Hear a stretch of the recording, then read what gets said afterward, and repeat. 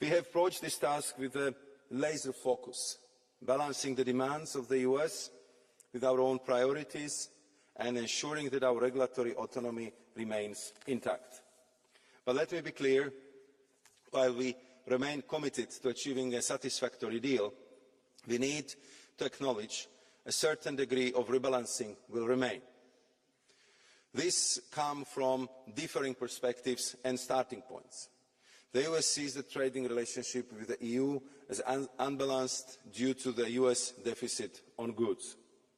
Surely our perceptions and viewpoints differ, but we remain committed to our goal, which is to restore predictability, providing businesses, workers and consumers the relief they seek and deserve against unwanted and damaging escalation.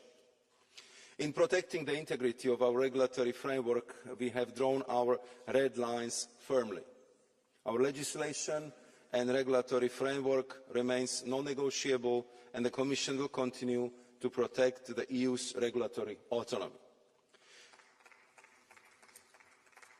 I can assure you, honourable members, that nothing in our potential joint statements affects the autonomy I was just referring to. At the same time, we continue preparing for any eventuality. Yet our objective and priority remains, as I said, to secure a negotiated solution, present the relationship with the US on a positive and more predictable path, and move ahead both with the US and our other trading partners. Therefore, our diversification agenda remains an unchanged priority. We need to conclude the agreements with Mercosur and Mexico, ideally this year, and move ahead with Indonesia, where the finishing line is in sight, as well as with India, United Arab Emirates, the Philippines, Thailand, Malaysia, and others around the globe. And last but not least, the Commission is also working to protect the EU from the trade diversion from third countries and risk of surges of imports. The Commission has set up a dedicated import surveillance task force for this purpose.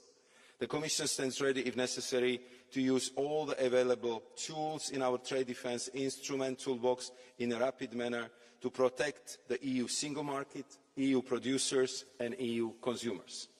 In this whole process, the EU unity remains absolutely crucial, and therefore we count on your support to ensure this, and the Commission is fully committed to keeping the European Parliament informed. Merci beaucoup, Monsieur le Président.